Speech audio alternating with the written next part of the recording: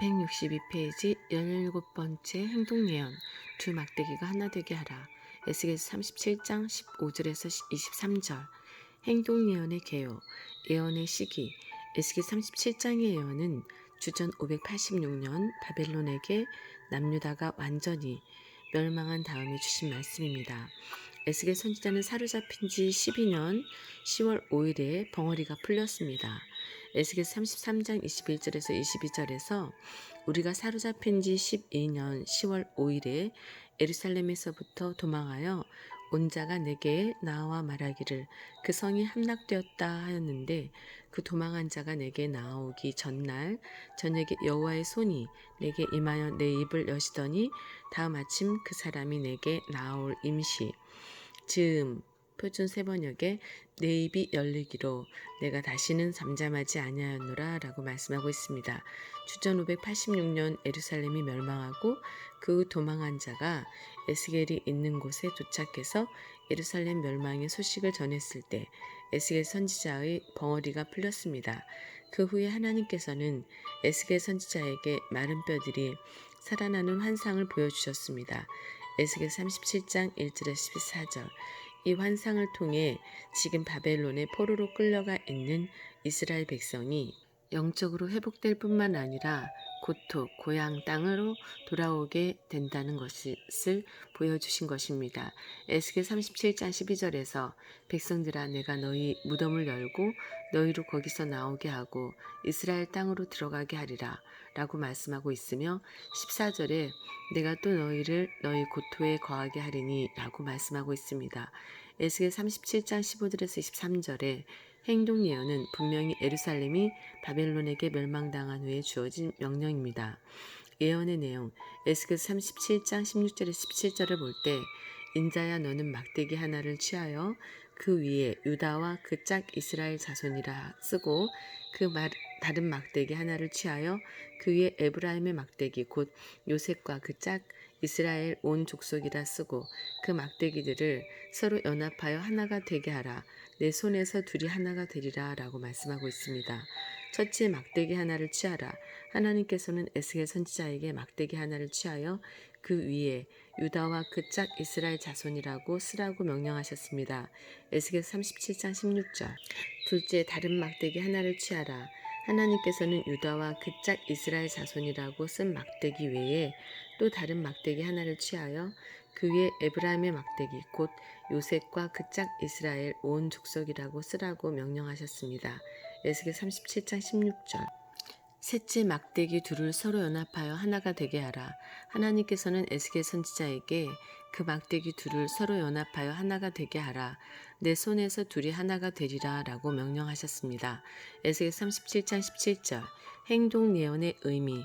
첫째, 유다와 그 짝 이스라엘의 자손은 남유다를 가리킵니다. 한 막대기에는 유다와 그 짝 이스라엘의 자손이라고 적었습니다. 에스겔 37장 16절에 유다는 남유다의 주요 구성원인 유다 지파를 가리킵니다. 그리고 그 짝 이스라엘의 자손은 남유다의 편에 섰던 베냐민 지파와 북이스라엘에 거주하기를 거부하고 남쪽으로 이주한 사람들을 가리킵니다. 왕상 12장 21절, 역대하 11장 12절에서 16절. 두 번째, 에브라임의 막대기 곧 요셉과 그 짝 이스라엘 온 족속은 북이스라엘을 가리킵니다. 다른 한 막대기에는 에브라임의 막대기 곧 요셉과 그 짝 이스라엘 온 족속이라고 적었습니다. 에브라임의 막대기 곧 요셉은 북이스라엘의 주요 구성원인 에브라임 지파를 가리킵니다. 에브라임은 요셉의 둘째 아들이었습니다. 창세기 41장 51절에서 52절.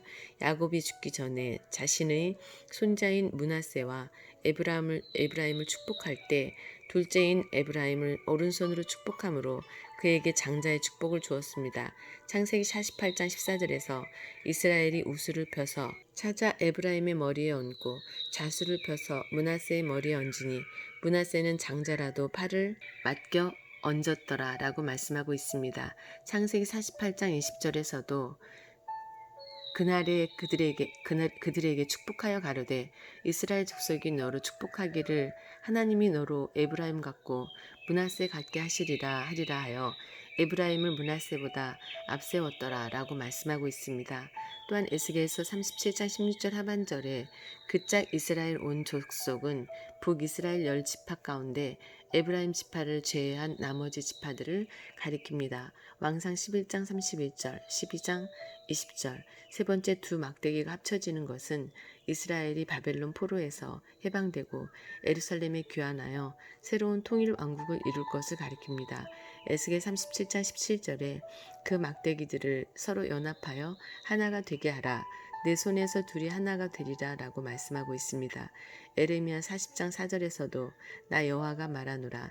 그날 그때에 이스라엘 자손이 돌아오며 그와 함께 유다 자손이 돌아오되 그들이 울며 그 길을 행하며 그 하나님 여호와께 구할 것이며 라고 말씀하고 있습니다. 호세아서 1장 11절에서도 이에 유다 자손과 이스라엘 자손이 함께 모여 한 두목을 세우고 그 땅에서부터 올라오리니 이스라엘의 날이 클 것임이로다 라고 말씀하고 있습니다. 에스겔의 예언대로 이스라엘 백성은 주전 537년에 바벨론에서 해방되어 제1차로 예루살렘으로 돌아왔습니다. 이어 주전 458년에 제2차로 주전 444년에 제3차로 귀환하여 마침내 남유다와 북이스라엘이 하나 된 통일국가를 이루게 되었습니다. 통일의 방법, 통일의 주체는 하나님이십니다. 남유다와 북이스라엘의 통일은 결코 사람의 힘으로 이루어질 수 없습니다. 에스겔 37장 19절에서 내가 내 손에서 라는 표현이 반복되고 있습니다. 이것은 통일의 주체가 사람이 아니라 하나님이심을 알려주는 것입니다. 에스겔 37장 19절 너는 곧 이르기를 주 여호와의 말씀에 내가 에브라임의 손에 있는 바 요셉과 그 짝 이스라엘 지파들의 막대기를 취하여 유다의 막대기에 붙여서 한 막대기가 되게 한즉 내 손에서 하나가 되리라 하셨다 하고 통일의 주도권은 남유다에 있습니다. 에스겔 37장 19절에서 요셉과 그 짝 이스라엘 지파들의 막대기를 취하여 유다의 막대기에 붙인다라고 말씀하고 있습니다. 그러므로 북이스라엘을 가져다가 남유다에 붙이는 것이 하나님의 방법인 것입니다. 하나님께서 이렇게 하시면 남유다가 하나님의 언약이 머물러 있는 나라이기 때문입니다.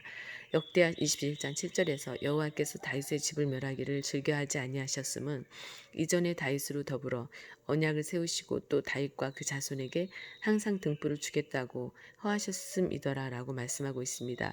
사마 7장 10절에서 13절, 시편 89편 4절에서 132편 11절에서 12절 완전히 하나가 되는 통일입니다. 에스겔 37장 17절 그 막대기들을 서로 연합하여 하나가 되게 하라. 내 손에서 둘이 하나가 되리라 라고 말씀하고 있습니다. 여기 되게 하라는 히브리어 카랍으로 가까이 오다, 접근하다, 들어가다, 가깝게 당기다 라는 뜻입니다. 이 단어가 7절에서는 서로 연락하더라로 번역되었습니다. 죽은 뼈들이 제자리에 들어가고 서로 결합하여 온전한 몸이 되는 것처럼 남유다와 북이스라엘의 통일은 12지파가 완전히 하나 되는 통일인 것입니다.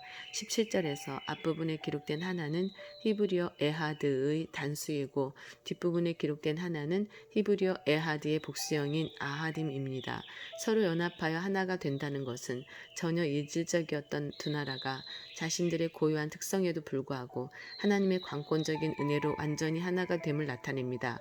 이는 에스겔 선지자의 손에서 두 막대기가 붙어서 하나가 되는 것 같이 결국에는 하나님의 은혜로 유다와 이스라엘이 완벽하게 하나가 된다는 것입니다. 소결론 행동 예언들의 구속 경륜 모든 행동 예언들은 정하신 때에 반드시 이루어질 하나님의 말씀입니다. 마태복음 5장 18절 24장 35절 징조 모페트 에스겔 12장 6절에서 캄캄할 때에 그 목전에서 어깨에 메고 나가며 얼굴을 가리우고 땅을 보지 말지어다 이는 내가 너를 세워 이스라엘 족속에게 징조가 되게 함이니라 라고 하시기로 라고 말씀하고 있습니다. 여기 징조는 히브리어 모페트로 하나님께서 앞으로 하시고자 하는 일을 어떤 사건을 통해서 보여주시는 표현인데 장차 이루어질 일을 미리 알고 대비하게 하시는 표징을 의미합니다.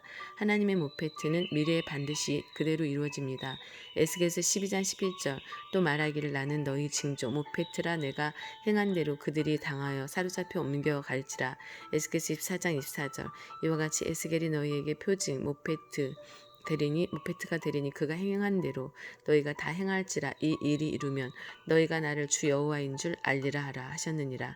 예조 마사 에스겔 12장 10절에서 너는 그들에게 말하기를 주 여호와의 말씀에 이것은 예루살렘 왕과 그 가운데 있는 이스라엘 온 족속에 대한 예조라 하셨더라라고 말씀하고 있습니다. 여기 예조로 번역된 마사는 본래 무거운 짐이라는 뜻을 가지고 있습니다. 출애굽기 23장 5절, 신명기 1장 12절. 이것은 큰 심판이 온다는 것을 미리 알리는 경고나 예언을 가리킬 때도 사용되었습니다. 왜냐하면 앞으로 닥칠 큰 심판은 결국 이스라엘 백성에게 무거운 짐이 되기 때문입니다. 이사야서에서 마사가 뭐뭐에 관한 경고를 나타낼 때 주로 사용되었습니다. 이사야서 13장 1절, 14장 28절, 15장 1절, 17장 1절, 19장 1절, 21장 1절, 11절, 13절, 22장 1절, 23장 1절, 30장 6절. 성도는 하나님의 징조와 예조가 반드시 성취되는 것을 통하여 하나님의 말씀은 어떤 방해가 있어도 반드시 성취됨을 확실히 믿을 수 있습니다.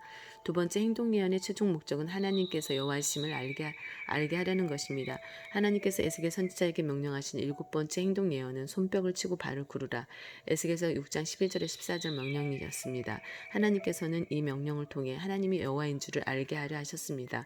에스겔서 6장 13절에 14절 그 살육당한 시체가 그 우상 사이에 제단 사방의 각 높은 고개 모든 산꼭대기에 모든 푸른 나무 아래에 무성한 상수리 나무 아래 곧 우상에게 분향하던 곳에 있으리니 너희가 나를 여호와인 줄 알리라. 내가 내 손을 그들 위에 펴서 그 거하는 온 땅 곧 광야에서부터 디블라까지 처량하고 황무하게 하리니 그들이 나를 여호와인 줄 알리라. 또한 하나님께서 에스겔 선지자에게 명령하신 8번째 행동 예언은 쇠사슬을 만들라. 에스겔서 7장 23절에서 27절 명령인데 이 또한 하나님께서 여호와이심을 알려주시기 위한 것입니다. 에스겔 7장 27절에서 왕은 애통하고 방백은 놀람을 옷 입듯 하며 거민의 손은 떨리리라. 내가 그 행위대로 그들에게 갚고 그 죄악대로 그들을 국문한지 그들이 나를 여호와인 줄 알리라 라고 말씀하고 있습니다. 9번째 행동 예언 성벽을 뚫고 행구를 옮기라. 에스겔 12장 1절에서 16절은 옮기라는 것인데 이 역시 이스라엘 백성이 하나님을 여호와인 줄 알게 하려 하고 주신 명령입니다. 에스겔 12장 15절에서 내가 그들을 이방인 가운데로 흩으며 열방 중에 해친 후에야 그들이 나를 여호와인 줄 알리라 라고 하였고 16절에 그러나 내가 그중 몇 사람을 남겨 칼과 기근과 온역을 벗어나게 하여 그들로 이르는 이방인 중에 자기의 모든 가증한 일을 자백하게 하리니 그들이 나를 여호와인 줄 알리라 라고 말씀하고 있습니다. 10번째 행동 예언인 떨면서 식물을 먹고 놀라고 근심하면서 물을 마시라는 명령에서도 에스겔서 12장 17절에서 20절 사람의 거하는 성읍들이 황폐하며 땅이 황무하리니 너희가 나를 여호와인 줄 알리라 하셨다 하리라 라고 말씀하고 있습니다. 에스겔서 12장 20절 하나님께서 에스겔 선지자에게 명령하신 16번째 행동 예언은 슬퍼하지 말라. 에스겔서 24장 15절에서 24절 라는 것인데 이 역시 하나님께서 여호와이심을 알려주시기 위한 것입니다. 에스겔서 24장 24절에서 이와 같이 에스겔이 너희에게 표징이 되리니 그가 행한 대로 너희가 다 행할지라. 이 일이 이루면 너희가 나를 주 여호와인 줄 알리라 하라 하셨느니라 라고 말씀하고 있습니다. 하나님께서 에스겔 선지자에게 명령하신 17번째 행동 예언은 두 막대기가 하나 되게 하라. 에스겔 37장 15절에서 23절 라는 명령이었습니다. 이 명령에 이어 메시아를 예표하는 내 종 다윗이 영원한 왕이 될 것과 영원한 성소가 있는 하나님 나라가 도래할 것을 선포하고 있습니다. 에스겔 37장 24절에서 27절 그리고 마침내 열국이 하나님을 여호와인 줄 알게 될 것을 말씀하고 있습니다. 에스겔 37장 28절에서 내 성소가 영원토록 그들의 가운데 있으리니 결국 나를 이스라엘을 거룩해 하는 여호와인 줄 알리라 하셨다 하라 라고 말씀하고 있습니다. 여기 여호와인 줄 안다는 표현에서 알다에 쓰인 히브리어 야다는 단순히 직식적으로 아는 것이 아니라 체험적으로 아는 것을 가리킵니다. 이 단어는 인격적으로 친숙한 관계를 맺다. 출애굽기 33장 17절, 신명기 34장 10절 라는 의미와 부부간의 동침하다라는 의미로도 사용되는 것으로 창세기 4장 1절, 전적으로 하나됨을 의미합니다. 하나님의 주권 속에서 이스라엘 백성이 마침내 전적으로 하나님과 하나가 되고 하나님만을 따라가게 된다는 것입니다. 요한복음 17장 3절에서 예수님은 영생은 유일하신 참 하나님과 그의 보내신 자 예수 그리스도를 아는 것이니다 라고 말씀하신 다음에 21절에서 아버지께서 내 안에 내가 아버지 안에 있는 것 같이 저희도 다 하나가 되어 우리 안에 있게 하사 세상으로 아버지께서 나를 보내신 것을 믿게 하옵소서라고 기도하셨습니다. 진정한 삶은 이처럼 하나 되는 것인데 마침내 만왕의 왕이신 하나님과 그의 백성이라는 참다운 관계가 영원히 이루어지는 것입니다. 에스겔 37장 27절에서도 내 처소가 그들의 가운데 있을 것이며 나는 그들의 하나님이 되고 그들은 내 백성이 되리라라고 말씀하고 있습니다. 에레미야 31장 33절, 계시록 21장 3절, 성자 예수님께서는 성부 하나님과 하나이십니다. 요한복음 10장 30절에 나와 아버지는 하나이니라 라고 말씀하고 있습니다. 아버지와 하나이신 예수님께서는 항상 하나님 아버지께서 기뻐하시는 일만 행하셨습니다. 요한복음 8장 29절에서 나를 보내시니가 나와 함께 하시도다. 내가 항상 그의 기뻐하시는 일을 행함으로 나를 혼자 두지 아니하셨느니라 라고 말씀하고 있습니다. 이처럼 하나됨은 동행과도 같은 의미입니다. 또한 예수님께서는 아버지의 계명을 다 지키시고 아버지께서 하라고 주신 일을 다 이루셨습니다. 요한복음 15장 10절에 내가 아버지의 계명을 지켜 그의 사랑 안에 거하는 것 같이 너희도 내 계명을 지키면 내 사랑 안에 거하리라 라고 말씀하셨고 요한복음 17장 4절에는 아버지께서 내게 하라고 주신 일을 내가 이루어 아버지를 이 세상에서 영화롭게 하였사오니 라고 말씀하고 있습니다. 예수님께서는 이처럼 성도들이 어떻게 하나님을 알고 믿으며 따라가야 하는지를 가장 정확하게 본을 보여주셨습니다. 이스라엘 백성은 우상숭배와 행음과 교만으로 완전히 하나님을 떠나 멸망 가운데 던지셨습니다. 그들이 회복될 가능성은 전혀 보이지 않았습니다. 그러나 하나님께서는 강권적으로 이스라엘 백성을 회개시켜서 그들이 죄악된 길을 버리고 이제 하나님만 여호와 이심을 알게 만드시는 것입니다.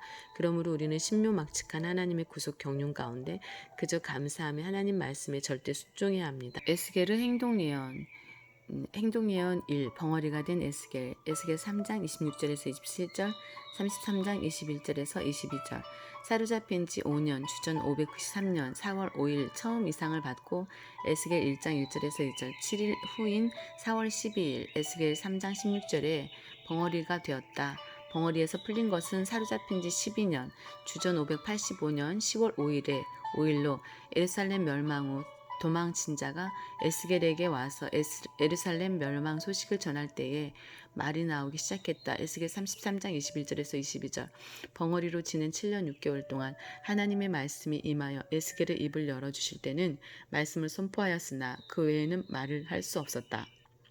에스겔 3장 27절 에스겔을 벙어리로 만드신 것은 오직 하나님 말씀만 전하라는 것이고 에스겔서 2장 7절 3장 4절 패역한 족속들을 꾸짖지 못하게 하심으로 회개할 기회조차 주지 않으신 것이다. 에스겔서 3장 26절 행동예언 두 번째 박석 위에 예루살렘을 그려라.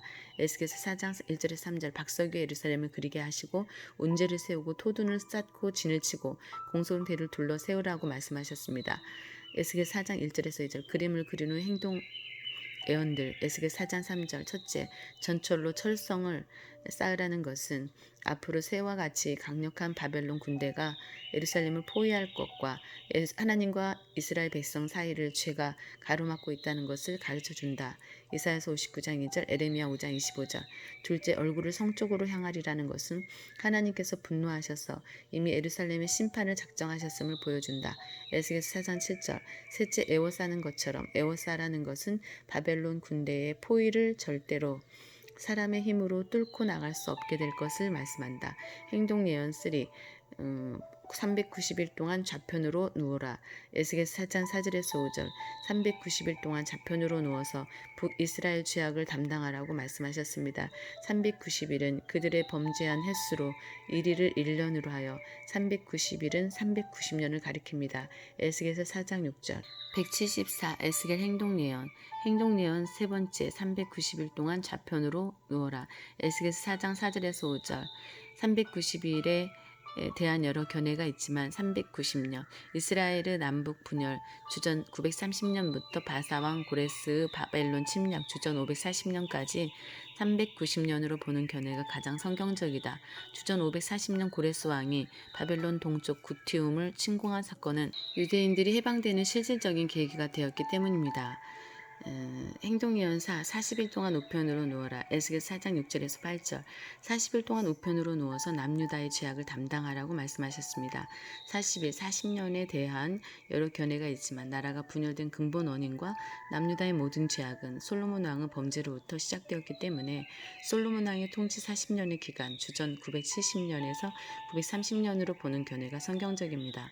구체적인 행동 예언들, 첫째, 예루살렘을 향해 팔을 벗어매고 예언하라는 것. 에스겔 4장 7절은 하나님께서 예루살렘과 싸우시려는 모습을 표현한 것으로 예루살렘의 멸망이 곧 도래한다는 것을 의미합니다. 둘째, 몸이 묶인 상태에서 누워있는 것. 에스겔 3장 25절, 4장 8절은 이스라엘 백성이 바벨론 포로가 되어 밧줄에 묶여 끌려가는 것을 상징적으로 보여준 것입니다. 왕의 25장 7절, 에레미야 52장 11절. 셋째, 몸을 돌리지 말고 하나님께서 정하신 편만 바라보는 것은 에스겔 4장 9절은 하나님께서 정해놓으신 쪽만 바라보라는 명령이다. 히브리서 12장 2절. 행동 예언 다섯 번째, 부정한 떡을 먹어라. 에스겔서 4장 9절에서 17절. 좌편으로 누워있는 390일 동안 6가지 곡식을 섞어 만든 떡을 먹게 하셨다. 에스겔 4장 9절. 이는 남유다가 바벨론의 포위당해 혹독한 식량 부족을 겪게 될 것과 백성의 혼잡된 신앙 상태를 의미한다. 레위기 19장 19절, 신명기 22장 9절. 하루에 20세계의 중식, 때를 따라 먹되 그것을 인분으로 불을 태워 구워 먹으라고 하셨다. 에스겔서 4장 10절에서 12절. 이는 바벨론의 포위당에 겪게 될 연료 부족과 백성의 신앙이 인분같이 부정한 상태가 되었음을 의미한다. 결국 떡과 물이 다 떨어지고 제약 중에서 쇠폐하게 되어 에스겔 4장 17절 아비가 아들을 먹고 아들이 아비를 먹게 될 것을 말씀하셨다. 에스겔서 5장 10절. 행동 예언의 내용 175페이지. 행동 예언의 여섯 번째, 머리털과 수염을 깎아라. 에스겔서 5장 1절에서 4절. 날카로운 칼로 머리털과 수염을 깎으라고 명령하셨다. 머리털과 수염은 유다 백성을, 날카로운 칼은 바벨론의 잔인한 군대를 가리키며 수염과 머리털이 깎여서 떨어져 나가는 것은 유다 백성이 바벨론의 포로로 끌려가는 것을 나타낸다. 이사야 7장 20절. 깎은 머리털과 수염을 저울에 다는 것은 심판을 가리킨다. 사무엘상 2장 3절. 잠언 24장 12절. 3분의 1을 성읍 안에서 불사르는 것은 라는 것은 백성의 3분의 1이 성읍 안에서 온역과 기근으로 죽는다는 뜻이고, 에스겔서 5장 12절 3분의 1을 칼로 치라는 것은 백성의 3분의 1이 바벨론 군대의 칼에 맞아 죽임을 당할 것을 말씀하며, 3분의 1을 바람에 흩으라는 것은 칼에는 살아남았지만 여러 나라로 끌려가는 자들이 있음을 말씀한다. 에스겔서 17장 21절. 터럭의 일부를 옷자락에 싸는 것은 다 멸망당하는 중 남은 자가 있어서 보호를 받는다는 의미인데, 이사야서 6장 13절. 그중 얼마에게 또 불같은 심판이 주어진다. 에스겔서 5장 4절. 행동 예언 일곱 번째, 손뼉을 치고 발을 굴러라. 에스겔서 6장 11절에서 14절. 손뼉을 치라는 명령은 한 손으로 다른 손을 아주 심하게 때리는 것으로 에스겔서 21장 14절, 17절, 22장 13절. 하나님의 분노가 강하게 쏟아질 것을 알려주신 것이다. 발을 구르는 것은 발로 땅을 세게 치며 강하게 밟는 것을 의미한다. 사마 22장 43절, 에스겔서 25장 6절. 이는 이스라엘이 바벨론에게 처참하게 정복당할 것을 알려주시면서 하나님의 슬픔과 분노를 나타내신 것이다. 행동 예언 여덟 번째, 쇠사슬을 만들어라. 에스겔서 7장 23절에서 27절. 쇠사슬을 만들라고 명령하신 것은 유다가 멸망하여 바벨론에 끌려갈 때 쇠사슬에 묶여서 끌려갈 것을 미리 보여주신 것이다.